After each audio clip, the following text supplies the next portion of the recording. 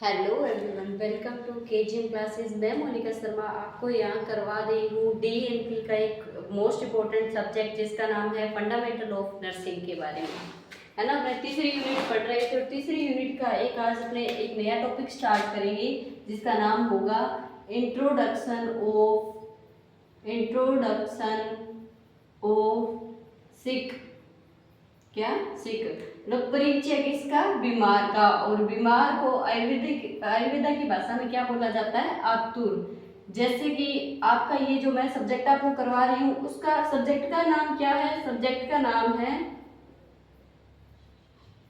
आतुर परिचर्या। परिचर्या क्या नाम है? आतुर परिचर्या। तो आतुर क्या होता है? आतुर क्या होता है? सिक। और सिक का हिंदी मीनिंग क्या होता है? बीमार व्यक्ति। क्या होता है? बीमार व्यक्ति। बीमार व्यक्ति या फिर डिजीज से ग्रसित व्यक्ति। क्या होता है? डिजीज से ग्रसित व्यक्ति।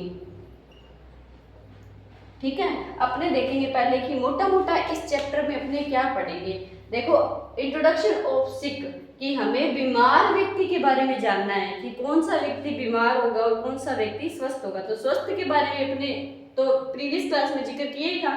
अब अपने देखेंगे कि अपने कैसे डिफाइन करेंगे कि ये व्यक्ति बीमार है। तो किन किन आधार पे हम पता लगा सकते हैं कि एक व्यक्ति बीमार है। देखो, इंट्रोडक्शन ऑफ सिक या बीमार का परिचय, जैसे कि आपका सब्जेक्ट है आतुर परिचर्या। आतुर का मतलब होता है बीमार व्यक्ति और परिचर्या का मतलब होता है नर्सिंग, कि एक बीमार व्यक्ति की नर्सिंग आप कैसे करोगे। इन्हीं के बारे में अपने पढ़ते आ रहे हैं। जैसे नर्स के बारे में पढ़ा तो परिचर्या के बारे में, नर्सिंग के बारे में, नर्स के बारे में नर्सिंग के रूल है ना, ये तो परिचर्या। और अब अपने किस पे है? आतुर पे, कि जो व्यक्ति बीमार है। तो बीमार व्यक्ति को क्या बोला जाता है? आतुर बोला जाता है।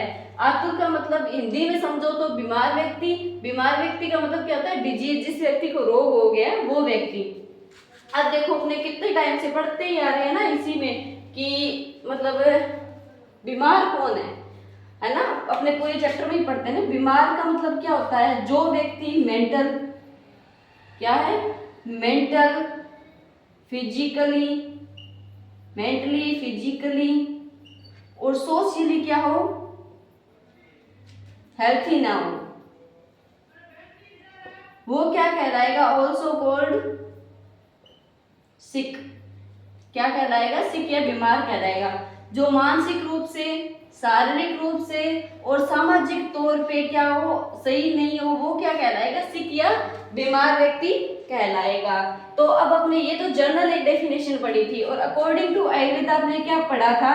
ये तो है ही, आयुर्वेदा भी इस चीज को मानता है कि मेंटल फिजिकल और सोशल हेल्थ व्यक्ति की सही होती है तो वो स्वस्थ है। अगर ये तीनों हेल्थ व्यक्ति की सही नहीं है तो वो क्या है? बीमार व्यक्ति है। पर आयुर्वेदा कहता है कि हमारी ह्यूमन बॉडी के अंदर, आयुर्वेदा क्या कहता है? ह्यूमन बॉडी के अंदर किन किन चीजों की? धातु, मल, धातु मल और वात का बैलेंस होना क्या होता है? स्वस्थ व्यक्ति होता है। अगर ये तीनों चीजें बैलेंस नहीं है, धातु कहने का मतलब अगर कैल्शियम वगैरह की कमी है तो घुटनों में दर्द है। मल का मतलब है कि यूरिन वगैरह ढंग से पास नहीं कर पा रहे हो, स्टूल वगैरह ढंग से पास नहीं कर पा रहे हो, तुम्हारा पाचन तंत्र कमजोर है, तो मतलब कि मल कमजोर है। और वात क्या है? कमजोर है। तो धातु मल और वात अगर कमजोर है या बैलेंस नहीं है तो आप क्या कहलाओगे? रोगी कहलाओगे। क्या कहलाओगे? रोगी कहलाओगे। तो अब देखो कि अपने सिंपल सी बात है कि इंट्रोडक्शन पढ़ना है, परिचय पढ़ना है कि कौन व्यक्ति बीमार है। तो बीमार कौन होता है? जिसकी मेंटल, मानसिक हेल्थ, फिजिकल हेल्थ मतलब शारीरिक हेल्थ और सोशली हेल्थ मतलब सामाजिक, मतलब समाज के अंदर वो सही तरीके से नहीं रह पा रहा है। तो सोशल हेल्थ अगर सही नहीं है तो वो सिक कहलाएगा या बीमार कहलाएगा। अब अकॉर्डिंग टू आयुर्वेदा धातु मल और वात का बैलेंस होना भी क्या है? जरूरी है। अगर ये बैलेंस नहीं है तो वो क्या कहलाएगा? सिक पर्सन या आतुर पर्सन कहलाएगा, आतुर व्यक्ति कहलाएगा, है ना। तो ये चीजें हैं। अब देखो, इसमें दो साइंटिस्ट है आयुर्वेदा के अंदर। क्या है आपके? सॉरी भाई, डस्टर दूर पड़ा है। कहने का मतलब है कि आयुर्वेदा के अंदर क्या है? दो आपके मेन साइंटिस्ट हैं जिनका आपको पूरी बुक के अंदर क्या मिलेगा? जिक्र मिलेगा। कौन कौन है भाई? दो मेन साइंटिस्ट है। एक तो है आचार्य चरक, क्या है, आचार्य चरक। और दूसरे कौन है, सुश्रुत, क्या है, सुश्रुत, आचार्य सुश्रुत, है ना। तो अब देखो कि ये तो है आचार्य चरक और ये है आचार्य सुश्रुत। इनके अकॉर्डिंग अपने हेल्थी पर्सन की डेफिनेशन और हेल्थ की डेफिनेशन देखी थी, इनके अकॉर्डिंग भी अपने हेल्थी पर्सन और हेल्थ की डेफिनेशन देखी थी। इन दोनों ने मिलकर आयुर्वेदा के अंदर बहुत कंट्रीब्यूशन दिया है ना, बहुत चीज़ों को समझा है, समझाया है, लोगों को इंट्रोड्यूस करवाया है, बुक्स लिखी है, अलग अलग चीज़ों की खोजें करी हैं। तो ये कहते हैं कि भाई इन्होंने क्या बताया है, शिक मतलब बीमार व्यक्ति, आतुर व्यक्ति के बारे में और स्वस्थ व्यक्ति दोनों के बारे में बताया है। तो आतुर व्यक्ति के लिए ये आचार्य चरक कहते हैं कि 4 चीजें होना जरूरी है, और सुश्रुत जी कहते हैं कि 7 गुण होने चाहिए, तब वो व्यक्ति क्या कहलाएगा, बीमार या आतुर व्यक्ति कहलाएगा। कि ऐसे ही ऐसे ही नहीं कि तुम किसी को बीमार घोषित कर सकते, अगर इन चारों क्वालिटीज, ये 4 क्वालिटीज व्यक्ति के अंदर होनी चाहिए बीमार व्यक्ति में, ये तो कहते हैं चरक जी। और सुश्रुत जी कहते हैं कि 7 क्वालिटी व्यक्ति के अंदर होनी चाहिए बीमार व्यक्ति के अंदर, ये 7 गुण होने चाहिए, और ये कहते हैं 4 गुण होने चाहिए। याद कैसे करोगे, देखो च से चरक, च से 4, है ना, च से चरक और च से 4, स से सुश्रुत और स से 7, है ना। तो ऐसे याद करोगे कि आचार्य चरक ने कितनी क्वालिटीज बताई है, कितने गुण बताए हैं कि जो एक बीमार व्यक्ति के अंदर होने चाहिए, क्या है, 4 गुण बताए हैं। और सुश्रुत जी ने कितने बताए हैं, 7 बताए हैं, और दोनों ही क्या है, मोस्ट इंपोर्टेंट है। तो अपने मोटा मोटा क्या है, यही पढ़ेंगे कि इंट्रोडक्शन पढ़ेंगे अपने पहले सिक व्यक्ति का, कि सिक व्यक्ति सिक कौन होता है ना, कि आतुर व्यक्ति कौन होता है उसके बारे में, या आतुर क्या है उसके बारे में पढ़ेंगे। अकॉर्डिंग टू आतुर क्या है, अकॉर्डिंग टू कहने का मतलब है कि आयुर्वेदा के अकॉर्डिंग, आयुर्वेदा के अकॉर्डिंग क्या है, बीमार व्यक्ति या आतुर व्यक्ति कौन होता है, उसकी क्या परिभाषा, उसके बारे में। फिर आचार्य चरक के ये 4 नियम और सुश्रुत जी के ये 7 गुण या 7 नियम आप कह सकते हो कि एक बीमार व्यक्ति के अंदर होने ही चाहिए, है ना। तो इनके बारे में अपने डिस्कस करेंगे, ऐसे अपनी ये क्लास अपने पूरी करेंगे, समझेंगे। अब अपने क्या देखेंगे कि थ्योरी के बारे में ना, कि इस चैप्टर के अंदर आतुर की थ्योरी क्या है ना। आतुर का मतलब क्या होता है, बीमार व्यक्ति, क्या होता है, अभी देखा ना आपने, बीमार व्यक्ति या इल या डिजीज वाला पर्सन। तो इसमें देखो थ्योरी कैसे लिखनी है आपको, अगर पेपर में आ जाए तो थ्योरी भी समझनी पड़ेगी ना। तो थ्योरी कैसे लिखनी है, डिजीज या इलनेस से सफरिंग पर्सन को आतुर कहा जाता है। डिजीज का मतलब रोग, इलनेस का मतलब क्या है, बीमारियां, रोग या बीमारी से, सफरिंग का मतलब जो गुजर रहा है ना, रोग या बीमारी को सहन कर रहा है या गुजर रहा है, वो पर्सन का ना व्यक्ति। तो जो व्यक्ति डिजीज या बीमारी से गुजर रहा है उस पर्सन को आतुर कहा जाता है। गुजरना वैसे हमारे बागड़ी में है, वो गुजरना नहीं है भाई, गुजरने का मतलब सफर कर रहा है ना, सहन कर रहा है ना। तो उस व्यक्ति को क्या कहा जाता है, आतुर कहा जाता है या बीमार व्यक्ति कहा जाता है। तो आपके सब्जेक्ट का नाम भी आतुर परिचर्या है ना, तो वैसे ही डिजीज या इलनेस से सफरिंग पर्सन को क्या कहा जाता है, आतुर कहा जाता है। उसके बाद लिखोगे अर्थात, या सिंपल शब्दों में समझा जाए तो जो पर्सन किसी रोग से पीड़ित हो, जिसकी mental, physical, social condition balance नहीं हो, उसे आतुर कहा जाता है। अभी अपने समझा ना कि मेंटल, फिजिकल और सोशल तीनों चीजें मिलकर अपनी हेल्थ को बनाती है, कि मेंटली मतलब मानसिक रूप से सही होना चाहिए ना, पागल ना हो, या फिर ऐसे नींद नहीं आ रही है, अजीब उठपटांग हरकतें कर रहा है, तो वो थोड़ी हेल्थी में आएगा ना, वो तो बीमारी कहलाएगा ना। तो मेंटल, फिजिकल और सोशल कंडीशन जिस व्यक्ति की बैलेंस नहीं हो, उसे क्या कहा जाता है, आतुर कहा जाता है। और जिस व्यक्ति की मेंटल, फिजिकल और सोशल कंडीशन बैलेंस हो, उस व्यक्ति को क्या कहा जाता है, हेल्थी पर्सन कहा जाता है ना। आगे देखो, अकॉर्डिंग टू आयुर्वेदा, की आयुर्वेदा में केवल, कि आयुर्वेदा क्या कहता है कि सिक व्यक्ति कौन होता है, कि आयुर्वेदा में केवल डिजीज होना इंपॉर्टेंट नहीं है, कि रोग होना या बीमारी होना ही महत्वपूर्ण नहीं है। कि आयुर्वेदा कहता है कि भाई बीमारी होना ही जरूरी नहीं है, बल्कि क्या है, बल्कि दोष, धातु और मल का क्वांटिटेटिव एंड क्वालिटेटिव रूप से इम्बैलेंस होना भी डिजीज उत्पन्न करने में इंपॉर्टेंट रोल प्ले करता है। ये कहते हैं कि अकॉर्डिंग टू आयुर्वेदा, आयुर्वेदा क्या कहता है कि जरूरी नहीं है कि तुम बीमारी हो या तुम्हें कोई मोटा रोग ही है, कई बार क्या होता है कि बड़ा रोग अपने डिफाइन नहीं कर पाते, पर हमारे में क्या हो जाती है, दोष की, धातु की और मल की क्या हो जाती है, कमी हो जाती है। दोस्त तो जो हमारी बॉडी को कंट्रोल करते हैं ना, जैसे सांस को कंट्रोल करने वाले सिस्टम होते हैं, है ना, अपने ब्लड को सर्कुलेट करने वाले सिस्टम होते हैं। धातु के अंदर क्या आता है, जैसे कैल्शियम, मैग्नीशियम, पोटेशियम, इन चीजों की कमी, है ना। और मल के अंदर, मल का मतलब क्या होता है, मला का मतलब क्या होता है, जैसे यूरिन ढंग से पास नहीं हो पा रहा है, या स्टूल नहीं पास हो पा रहा है, या स्वेट जो पसीना है ना वो ढंग से पास नहीं हो पा रहा है। अगर पसीना नहीं निकलेगा तो हमारी बॉडी क्या हो जाएगी, गर्म हो जाएगी। जैसे कि हमारा फोन गर्म हो जाता है ना बहुत ज्यादा चलाने से, तो वही बात है। तो अपने को बंद करना पड़ता है, एक बार के लिए छोड़ना पड़ता है। तो हमारी बॉडी क्या, जब गर्म हो जाती है तो क्या करती है, स्वेटिंग करती है, या पसीने का क्या करती है, स्त्रावण करती है।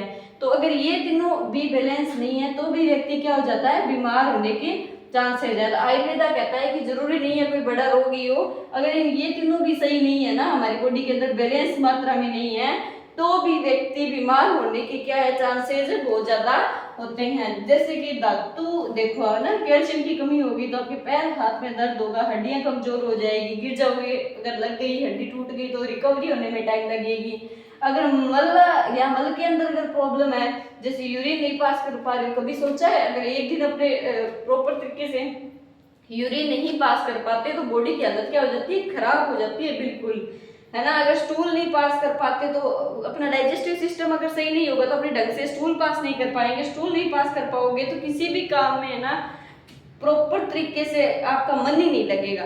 क्योंकि ये क्या होते हैं, अपने मला या मल होते हैं, ये अपने बॉडी का एक ऐसा पार्ट है इन तीनों का बैलेंस होना क्या है, एक हेल्थी पर्सन को इंडिकेट करता है। इन तीनों का इनबैलेंस होना क्या करता है, अपने अनहेल्थी या फिर आतुर व्यक्ति को इंडिकेट करता है ना। अब देखो आतुर व्यक्ति, देखो सिंपल सी बात है, अपने इस पूरी यूनिट के अंदर क्या देखा है, या पूरी इस थ्योरी के अंदर क्या देखा है, देखो पहले लिख लो आतुर।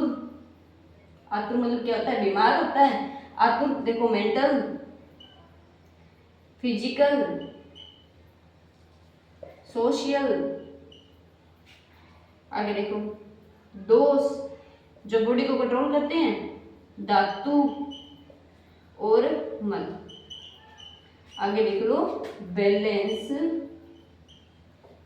नहीं होना, बैलेंस नहीं होना क्या कहलाता है, आतुर कहलाता है। मेंटल, फिजिकल, सोशल, दोष, धातु, मल, तीनों का बैलेंस नहीं होना क्या कहलाता है, आतुर कहलाता है। और बैलेंस होना क्या कहलाता है, हेल्थी कहलाता है, हेल्थी पर्सन कहलाता है। क्या कहलाता है, हेल्थी पर्सन। तो समझ गए। अब अपने आगे की भी थ्योरी पढ़ेंगे। आगे मैंने आपको बताया ना कि 2 साइंटिस्ट आए, कौन कौन से आए, चरक ने कितने गुण बताए कि एक भाई बीमार व्यक्ति है तो उसके अंदर ये 4 गुण तो होने ही होने चाहिए। और एक क्या बताया तुम्हें, सुश्रुत बताया। सुश्रुत जी ने क्या बताया कि एक बीमार व्यक्ति के अंदर ये 7 क्वालिटी होनी चाहिए। अब उनके बारे में देखेंगे कि कौन सी वो 4 क्वालिटीज है जो चरक जी ने बताई थी, और कौन सी वो 7 क्वालिटीज है जो महर्षि सुश्रुत जी ने बताई थी कि एक बीमार व्यक्ति के अंदर होनी चाहिए, है ना। कि अभी हमने जिक्र किया ना कि क्वालिटी ऑफ ए पेशेंट, कि पेशेंट की क्या क्या गुण होने चाहिए। तो 2 महान साइंटिस्ट थे आयुर्वेदा के अंदर, वैसे तो बहुत सारे थे पर इनका बहुत ज्यादा कंट्रीब्यूशन है। तो पहले साइंटिस्ट कौन थे, चरक, और दूसरे कौन थे, सुश्रुत। तो अकॉर्डिंग टू चरक क्या है कि अकॉर्डिंग टू चरक एक बीमार व्यक्ति के अंदर कुछ इंपॉर्टेंट क्वालिटी होना अति आवश्यक है। तो इन्होंने एक संस्कृत श्लोक के माध्यम से आपको समझाया है कि देखो एक बात बताऊं, क्या संस्कृत से डरना नहीं है। देखो मेरा भी सबसे वीकेस्ट सब्जेक्ट रहा है संस्कृत, बट अब मेरे को रियलाइज होता है, मैं जब भी पढ़ती हूँ आपको पढ़ाने के लिए भी थोड़ा पढ़ना पड़ता है ना। तो जब भी पढ़ती हूँ तो मैं सोचती हूँ कि संस्कृत तो इजी है ना, कि जो इसका जितना बड़ा शब्द है ना उसके अंदर ही उसका क्या अर्थ है, थोड़ा सा उसको तोड़ के पढ़ना पड़ता है ना। और वैसे ही तुम याद कर सकते हो। देखो स्मृति इन्होंने क्या बताया है कि क्वालिटी के बारे में बताया थोड़ा, तो देखो क्वालिटी के बारे में कि स्मृति निर्देशकारित्वम भीत्वा थापि च ज्ञापकम तम च रोगाणा मातुरस्य गुणा स्मृता। अब देखो स्मृति का मतलब क्या होता है, मेमोरी। क्या होता है, मेमोरी। स्मृति का मतलब क्या होता है, मेमोरी। निर्देशकारित्वम का मतलब क्या होता है, निर्देश को फॉलो करना। निर्देश का मतलब क्या होता है? इंस्ट्रक्शंस। जैसे निर्देश का मतलब है कि मैं तुम्हें कह दूं कि 5 बजे उठ के आओ और आगे आके भाई कुछ अपनी हॉबीज के बारे में बताओ, अपना इंट्रोडक्शन दो, तो ये मेरा आपको क्या है? निर्देश है। तो अब देखो कि मेमोरी, स्मृति का मतलब क्या होता है? मेमोरी या याददाश्त। और निर्देशकारित्व का मतलब क्या होता है? निर्देशों को फॉलो करने वाला। निर्देशकारित्व मतलब करने वाला, फॉलो करने वाला ना, वित्तम का पूर्ति करने वाला है ना, निर्देश की पूर्ति करने वाला। अब निर्देश कौन देगा भाई? डॉक्टर ही देगा ना। पेशेंट को तो निर्देश, पेशेंट और डॉक्टर की बात है अपने इस सब्जेक्ट के अंदर, पेशेंट डॉक्टर और नर्स की बात है। तो कहने का मतलब निर्देश कारित्व का, जो भी निर्देश आपको दिए गए हो उसको कारित्व मतलब करने वाला, क्या करने वाला? फॉलो करने वाला। बीतवा, बीतव, बीतवम थापी च, कहने का मतलब क्या है? बीत का मतलब क्या होता है? संस्कृत में 6ठी क्लास के अंदर आपको बताया भयभीत। अपने कहते हैं ना कि मैं बड़ा भयभीत रहता हूँ पेपर आने से, कि हमारे पेपर आ जाएंगे और हमने कुछ पढ़ा नहीं है, मैं बहुत ज्यादा भयभीत हूँ। भय और भीत का मतलब भयभीत का मतलब क्या होता है? भय, भीत का मतलब क्या होता है? डरा हुआ है, डरना नहीं है। क्या नहीं है? डरना नहीं है, डरना नहीं है। था मापी च, कहने का डरना नहीं है। तो आगे देखो, ज्ञापन का मतलब क्या होता है? अपने कहते हैं ना ज्ञापन निकलवाना है, हिंदी में ज्ञापन, एडवर्टाइजमेंट। एडवर्टाइजमेंट का मतलब क्या होता है? प्रचार प्रसार या ढंग से बताना। तो ऐसा व्यक्ति जो ढंग से बता पाता है अपने डिजीज के बारे में, तो डिजीज के बारे में ढंग से एक्सप्लेन करने वाला ना, एक्सप्लेन कर दो ना। ज्ञापन तो ज्ञापकत्वम का मतलब क्या होता है? जो मतलब अगले को बता पाता है, ढंग से एक्सप्लेन कर पाता है ना। ज्ञापन करना मतलब एडवर्टाइजमेंट करना, एक्सप्लेन करना किसी भी चीज को। आज मैं ऐसे बोल दूं कि भाई अपनी क्लास की एडवर्टाइजमेंट करो ना, ज्ञापन निकलो जगह जगह, तो ज्ञापन का मतलब होता है क्लासेस के बारे में प्रत्येक बच्चे तक पहुंचाना, कि भाई इस सब्जेक्ट की क्लासेस यहाँ आपको प्रॉपर्ली मिलती है ना, डेली मिलती है। तो ज्ञापन का मतलब क्या होता है? एक्सप्लेन करना। तो आप उस चीज को एक्सप्लेन ही कर रहे हो ना, बता रहे हो। रोगाणा मातृश्च गुणा समृता, कि ये क्या है? अपने एक इलनेस व्यक्ति के गुणों के अंदर आता है ना। एक इलनेस व्यक्ति के गुणों को याद करने के लिए आपको इन चीजों पर जाना पड़ेगा। या सिंपल शब्दों में देखो तो याद या मेमोरी, मेमोरी स्ट्रॉन्ग होनी चाहिए, स्ट्रॉन्ग मेमोरी भी कर सकते हो प्लस के अंदर। निर्देश को फॉलो करने वाला, निर्देश को फॉलो करने वाला, प्लस के अंदर क्या है? विधवा, डर से दूर, डर से रहित। भाई किसी का डर नहीं है, डॉक्टर का डर नहीं मानना ना। ज्ञापन का मतलब है अपनी बीमारी को,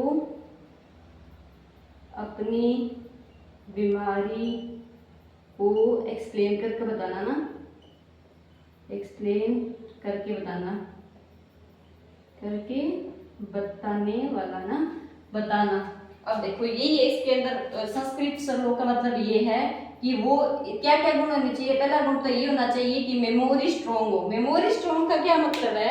इसमें मैडम मेमोरी का क्या है भाई? मेमोरी स्ट्रॉन्ग का मतलब है जैसे आपको 7-8-10 दिन से सांस लेने में प्रॉब्लम है और बुखार आ रही है, अगर आपको याद ही नहीं है कि आपको कब से बुखार आ रहा है, कब से सांस लेने में प्रॉब्लम है, तो डॉक्टर डायग्नोज क्या कर पाएगा? सही तरीके से नहीं कर पाएगा, और तुम्हारा ट्रीटमेंट भी क्या है? सही तरीके से तुम्हें अवेलेबल नहीं होगा।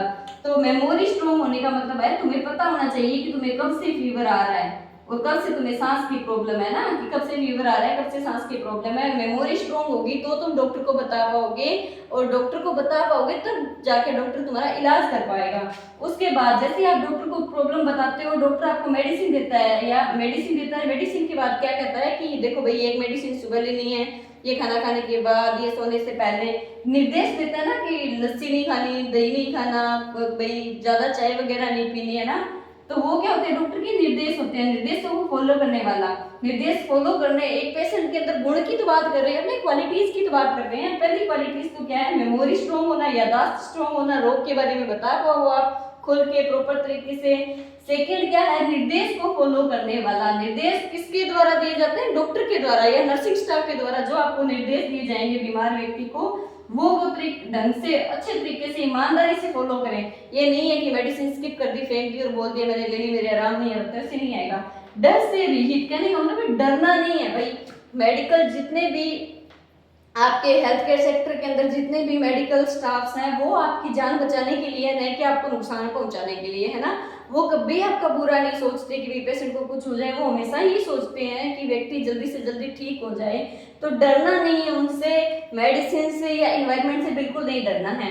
अपनी बीमारियों को एक्सप्लेन करके बताना, कहने का मतलब कई बार अपने को ऐसी प्रॉब्लम्स हो जाती है जो भाई अपने क्या है, अपने ऐसे सोचते हैं कि भाई मैं इसके बारे में क्या बताऊं डॉक्टर साहब को, मेरे को शर्म आ रही है, या फिर डॉक्टर साहब क्या सोचेंगे या आसपास का स्टाफ क्या सोचेगा। देखो वो उन चीज़ों की प्रैक्टिस ऑलरेडी कर चुके होते हैं, उनको पता होता है कि ये प्रॉब्लम हो सकती है, ये प्रॉब्लम हो सकती है।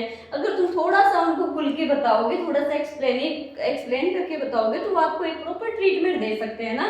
ये नहीं है कि भाई डॉक्टर साहब क्या सोचेंगे या नर्सिंग वाले क्या सोचेंगे, या फिर मैं इस चीज़ के बारे में तो क्या ही बताऊँ। जैसे फीमेल्स के अंदर पीसीओडी पीसीओएस की प्रॉब्लम होती है ना, पीरियड साइकिल रेगुलर नहीं हो पाता, या वाइट डिस्चार्ज की प्रॉब्लम होती है। मेल्स के अंदर भी बहुत सारी प्रॉब्लम्स होती है ना। तो जैसे सेक्सुअल बहुत ज़्यादा प्रॉब्लम्स होती है मेल के अंदर भी। तो अपने कई बार क्या सोचते हैं कि इन चीज़ों के बारे में क्या ही डिस्कशन करना है, या समाज में उतनी खुल की बातें इस मुद्दे पे नहीं की जाती। तो आपको भी क्या है कि इस चीज़ को ऐसे नहीं लेके चलना कि भाई मैं नहीं बताऊंगा, तुम बताओगे तभी तुम्हारा प्रॉपर इलाज हो पाएगा। तो जो ये महर्षि चरक जी है ना, वो क्या कहते हैं, इन्होंने एक श्लोक बताया है स्मृति निर्देश का। इसका मैंने तुम्हें बताया ही है ना पूरा। इसका मेन जो अर्थ है वो क्या है, मेमोरी स्ट्रॉन्ग हो उस व्यक्ति की, जो व्यक्ति पेशेंट है उसकी मेमोरी स्ट्रॉन्ग होनी चाहिए, क्वालिटी के अंदर निर्देश को फॉलो करने वाला हो, डर से रहित और अपनी बीमारी को एक्सप्लेन करके बता पाए डॉक्टर को। तो ये इस दोहे का मतलब है। अब अपने एक एक चीज को, कि स्मृति का मतलब, निर्देश का मतलब, ज्ञापकम का मतलब, रोगाणामास्तु का मतलब, या गुण स्मृति का मतलब क्या होता है, एक एक चीज के बारे में पढ़ेंगे, थोड़ा ना एक्सप्लेन करके बताऊंगी। और इन्होंने क्या है अपने क्या क्वालिटी के अंदर, जो एक पेशेंट की क्वालिटी है ना, इसके अंदर अपने क्वालिटीज के अंदर कितने नियम बताए हैं या कितने निर्देश दिए हैं, 4 गुण बताए हैं। क्या बताए हैं? 4 गुण। उनके बारे में अपने अब देखेंगे, है ना, थ्योरी देखेंगे। समझना जरूरी है भाई। देखो थ्योरी तुम्हें बहुत सारी किताबों में भी मिल जाएगी, भर भर के तुम्हारे कॉलेज द्वारा भी प्रोवाइड करवाई गई है, गूगल पे भी मिल जाएगी, या फिर जहाँ पे भी आपको थ्योरी बहुत मिल जाएगी। जरूरी क्या होता है, समझना जरूरी होता है, ताकि आप पेपर में विदाउट डर के लिख पाओ। तो कि भाई जो अपने आचार्य चरक जी ने जो 4 चीजें बताई थी या 4 क्वालिटी बताई थी एक पेशेंट के अंदर, उनका थोड़ा सा एक्सप्लेनेशन देख लो, या तुम्हें जैसे कि पेपर में आ जाए तो कैसे लिखना है ना, थोड़ा समझ तो आपने लिया। अब अपने के कि अगर पेपर में आ जाए तो कैसे लिखना है ना, तो स्मृति या गुड मेमोरी है ना, कि पेशेंट की मेमोरी गुड होनी चाहिए ताकि वह अपनी बीमारी से निपटा, मतलब कि लक्षण प्रीवियस हिस्ट्री को याद रख सके। कहने का बीमारी के बारे में बता सके और लक्षणों के बारे में बता सके, लक्षणों के बारे में बता सके। प्रीवियस हिस्ट्री का मतलब कहता है कि पहले अगर ये रोग आपको हुआ है या कोई अदर रोग हुआ है, या पहले आपने कोई मेडिसिन ली है या नहीं ली है। तो ना घर पे भी तो अपने डॉक्टर बनते ही हैं, पहले फिर डॉक्टर के पास जाते हैं। तो घर पे जब आप डॉक्टर बने थे तो आपने क्या कुछ लिया है, पहले आपको कोई रोग था या नहीं था, इसके बारे में ढंग से आप बता सको। तो उसके आधार पे आपका जो एक डॉक्टर होता है वो अच्छा डायग्नोज कर पाता है। जितना अच्छा डायग्नोज होता है उतना ही अच्छा क्या होता है, ट्रीटमेंट होता है। दूसरा क्या है, निर्देशकारित्व है ना। उस श्लोक के अंदर पढ़ा था ना आपने, निर्देशकारित्व है। निर्देशकारित्व का मतलब कहता है following instructions, sorry following instructions कहने का मतलब है पेशेंट को डॉक्टर द्वारा दिए गए निर्देशों को फॉलो करना है। जैसे कि मेडिसिन का टाइम है ना, मेडिसिन टाइम, डोज कितनी लेनी है, टाइम डोज है ना, इन सब के बारे में आपको फॉलो करना है जो डॉक्टर ने आपको बोला है। सुबह लेनी है, शाम लेनी है, किस टाइम पे लेनी है, दूध के साथ लेनी है ना। तो डॉक्टर के निर्देशों को फॉलो करना भी एक अच्छे, जो एक पेशेंट होता है ना उसका एक गुण होता है, ये होना चाहिए भी पेशेंट के अंदर।